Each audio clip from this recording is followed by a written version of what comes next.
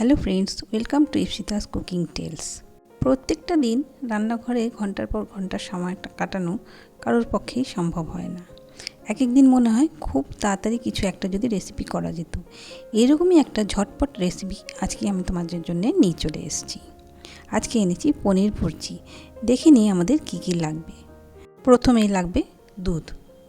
এছাড়া পনির করার জন্য লাগবে লেবু আর অন্যান্য মশলা যেমন ধনে গুঁড়ো, জিরে গুঁড়ো, হলুদ, কসুরি মেথি এবং কাশ্মীরি মির্চ। এছাড়া লাগছে লবণ।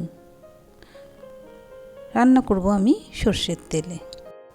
মশলা তৈরির জন্য লাগবে পেঁয়াজ, আদা, রসুন, কাঁচা লঙ্কা, টমেটো এবং ধনেপাতা। আর লাগবে কিছুটা চিনি, এই 1 চামচ মতো নিলেই হবে। ফোড়নের জন্য লাগবে দারচিনি, এলাচ এবং লবঙ্গ। পেঁয়াজ, আদা, রসুন, কাঁচা লঙ্কা এবং ধনেপাতা, টমেটো আমরা সব ঝিরিঝিরি করে কেটে নেব, অর্থাৎ খুব ছোট ছোট করে কেটে নেব।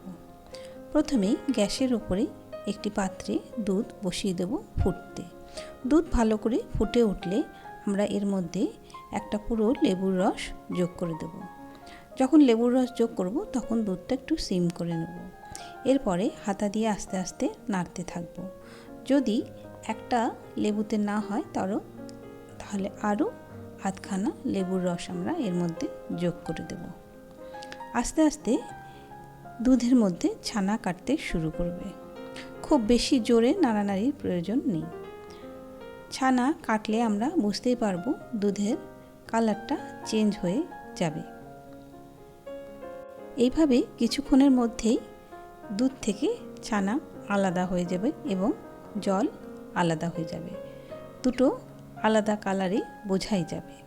তখন এটাকে একটা ছাঁকনি বা স্ট্রেনারের মাধ্যমে ছেঁকে নিয়ে আলাদা করে নেব এবং ছানাটা একটু ধুয়ে নেব। এবারে একটি পাত্রে বা কড়াইয়ে আমি 3 টেবিল চামচ তেল যোগ করলাম। গরম তেলের মধ্যে যোগ করে দিলাম একটু ছেঁচে নেওয়া দারচিনি, এলাচ এবং লবঙ্গ টুকরো। ফোড়নের গন্ধ বেরোলে সুন্দর আমরা প্রথমে যোগ করব ছোট করে কাটা বা ঝিরি করে কাটা পেঁয়াজ কুচি। পেঁয়াজের মধ্যে এবার যোগ করে দেব রসুন কুচি। রসুন কুচি দিয়ে আমরা আবার ভাজতে থাকব। যেহেতু পনির ভুর্জি পুরো প্রসিডিওরটাই আমাদেরকে ভেজে যেতে হবে, এটা একটা ভুজিয়া টাইপের জিনিস।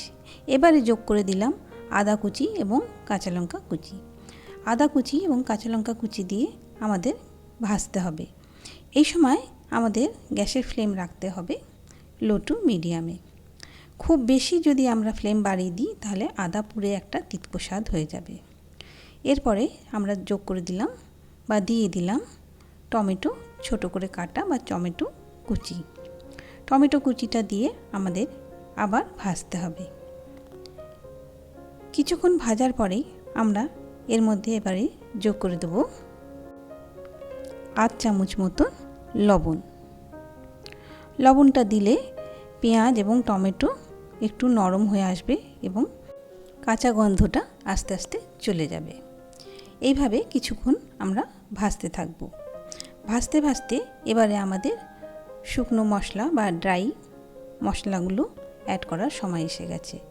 এবারে আমরা দিয়ে দেব হলুদ গুঁড়ো, কাশ্মীরি লঙ্কার গুঁড়ো, ধনে গুঁড়ো এবং জিরে গুঁড়ো। এই শুকনো মশলাগুলো দিয়ে আমাদেরকে একটু লো ফ্লেমে এগুলোকে আস্তে আস্তে ভেজে নিতে হবে। এই সময় যদি আমরা আঁচ বাড়িয়ে দিই তাহলে মশলাগুলো পুড়ে যেতে পারে, কারণ আমরা আলাদা করে জল অ্যাড করছি না। পনির ভুর্জিটা আমি একটু শুকনো মতন রাখবো বা একটু ঝরঝরে রাখবো, তাই আমি আলাদা করে জল অ্যাড করছি না।